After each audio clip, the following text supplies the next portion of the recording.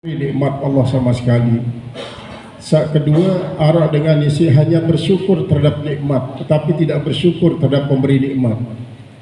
Sedangkan yang paling utama adalah orang yang bersyukur kepada pemberi nikmat tanpa melihat nikmatnya. Karena nikmat itu sifatnya tidak abadi.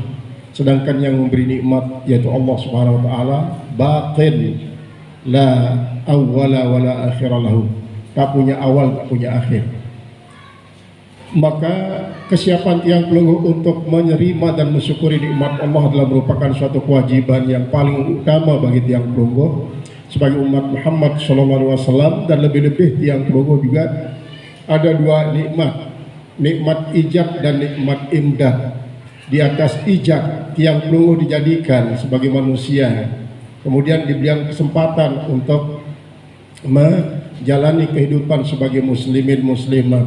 Di atas kedua nikmat nikilah berdiri berbagai macam nikmat yang tak bisa tiang pelunggu hitung satupun di antara yang diberikan oleh Allah Subhanahu wa taala niki. Kemudian selawat salam tipe junjungan Nabi besar Muhammad SAW patut tiang pelunggu baca terus sebagai tanda tiang pelunggu cinta kepada beliau.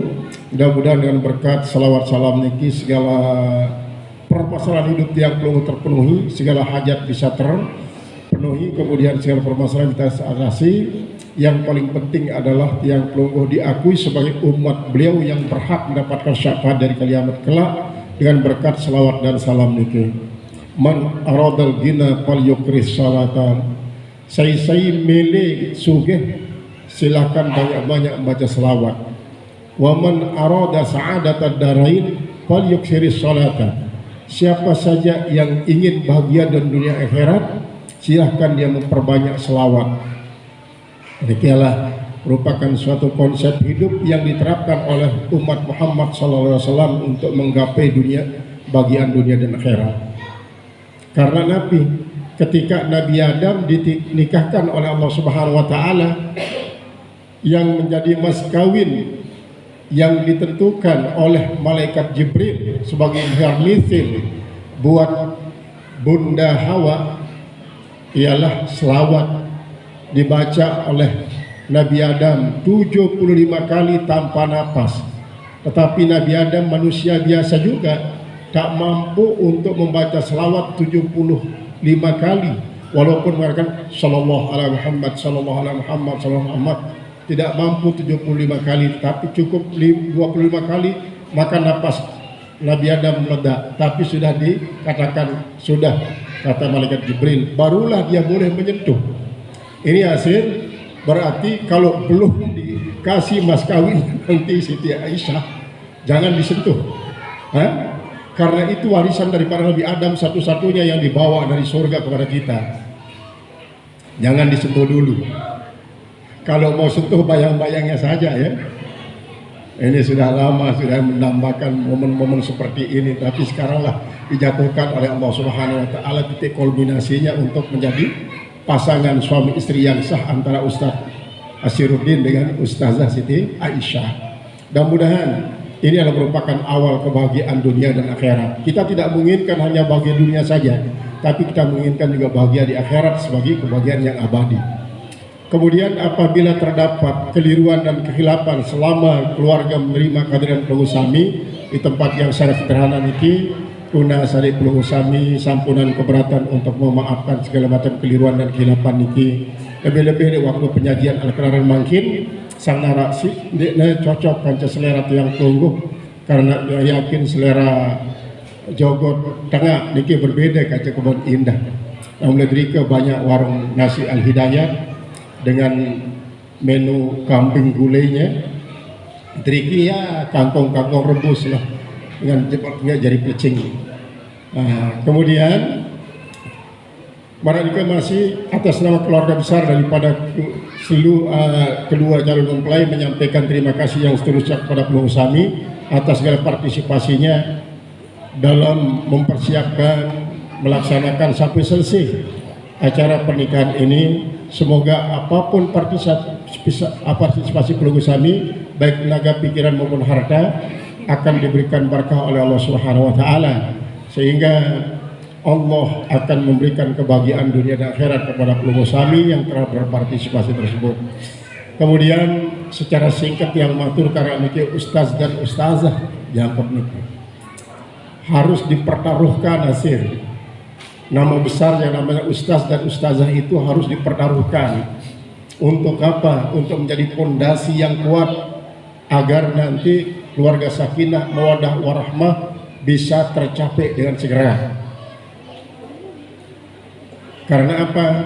Karena nama ustaz dan ustazah itu adalah suatu yang sangat-sangat didambakan oleh setiap muslimin muslimat yang sadar akan dirinya sebagai umat Muhammad SAW. Karena fondasi ustaz dan ustazah itulah nanti yang akan membuat dia rela berjuang jiwa, raga dan harta untuk mempertahankan identitas ustaz dan ustazah yang dimiliki oleh iman dan Islam. Karena sekarang ini umat Islam sedang diobrak-abrik keyakinannya atas diri kita Nabi besar Muhammad SAW dan Islam itu sendiri dengan kitab sucinya Al-Quran. Rubilait yang sampaikan firman Allah yang menjadi polemik antar para tokoh muda dan tokoh tua, yaitu tokoh milenial dan tokoh-tokoh kolonial, baik Yahudi, Nasara dan Islam, yaitu firman Allah dalam surat Ar-Ra'd ayat 38 yang mengatakan laqad arsalna min qablika rusulan wa ja'alna lahum azwajan wa dzurriyyah wa ma kana min nabiyyin ayyatiya bi ayatin illa bi iznillah wa likulli ajalin kitab yamhullahu ma yasha' wa yuthbit wa indahu umul kitab. Aku bersumpah Allah Ta'ala dengan mempergunakan waw qasam, kemudian lam qasam, kadlit tahqiq, kemudian yang mempergunakan memang jumlah fi'liyah untuk menyatakan bahwa aku ini mengutus para nabi rasul.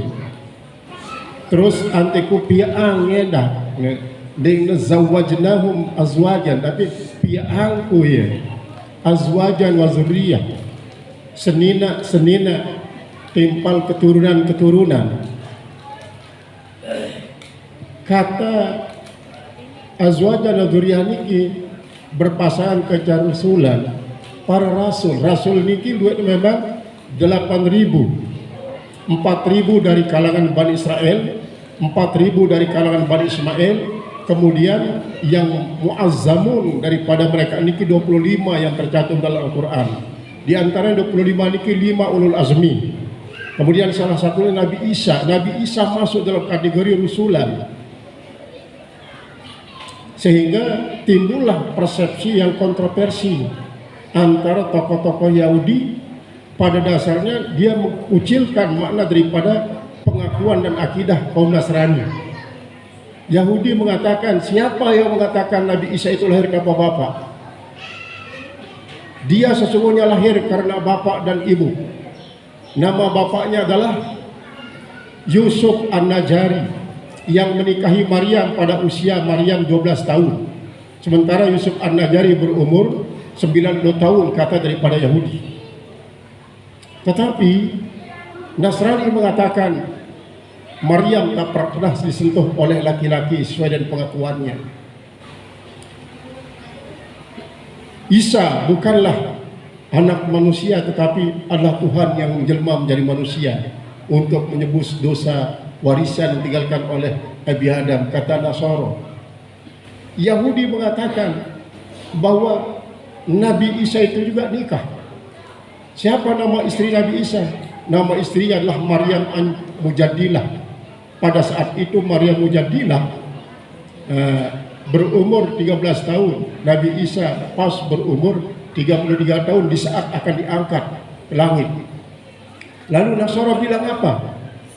Orang yang namanya Maryam Al-Mujadilah itu adalah seorang perempuan yang melahirkan 14 setan. 14 setan.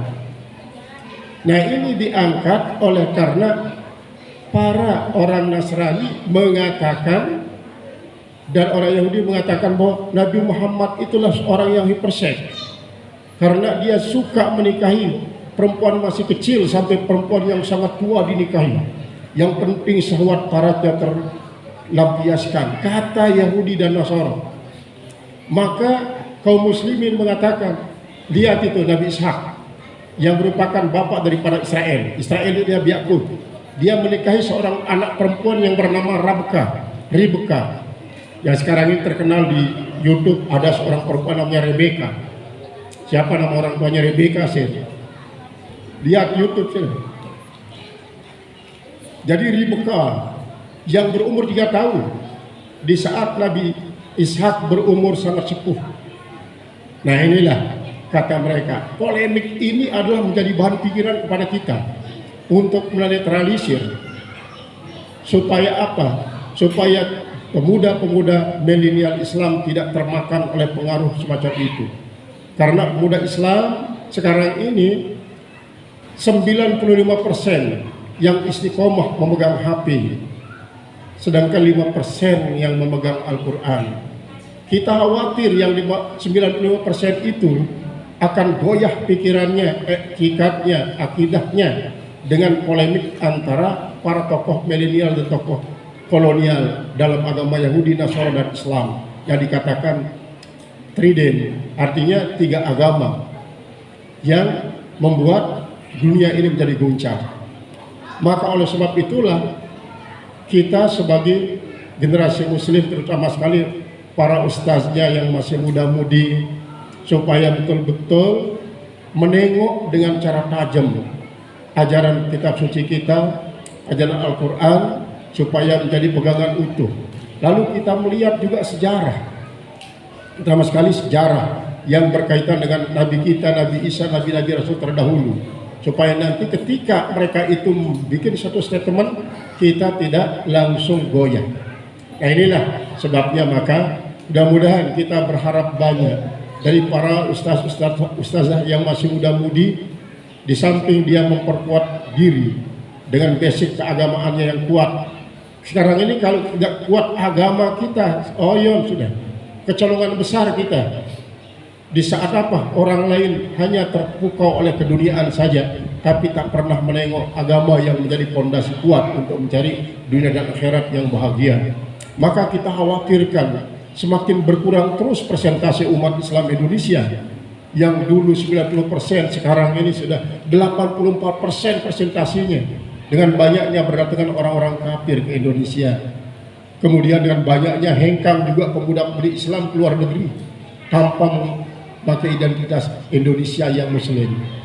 Ini adalah merupakan satu PR besar bagi para ustaz-ustaz muda untuk menekuni ajaran agama kita secara mendalam dengan segala aspek keagamaannya. Begitu juga yang tentunya bukan saja semua ustaz, karena apa? Kewajiban berdakwah itu semua umat Muhammad SAW. Maka momen-momen semacam ini jadikan sebagai momen yang sangat-sangat penting untuk menyitir beberapa kasus-kasus yang kita temukan baik di literatur cetak ataupun literatur yang sifat elektronik, untuk bisa mempersiapkan diri menepis semua isu yang akan menggoyahkan akidah umat Islam. Kemudian secara singkat sekali saya katakan kepada Ustaz Yasir dengan Ustazah Siti Aisyah, mudah-mudahan perkawinan kalian ini membuat kalian menjadi semakin terpicu untuk mengembangkan agama Islam. Bagaimanapun caranya,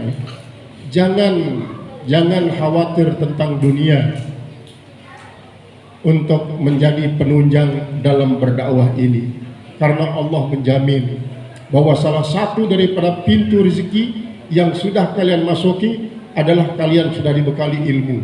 Sekarang ini memasuki pintu yang kedua, yaitu adalah pintu pernikahan, karena Rasul mengatakan man aradal ghina falyatazawwaj.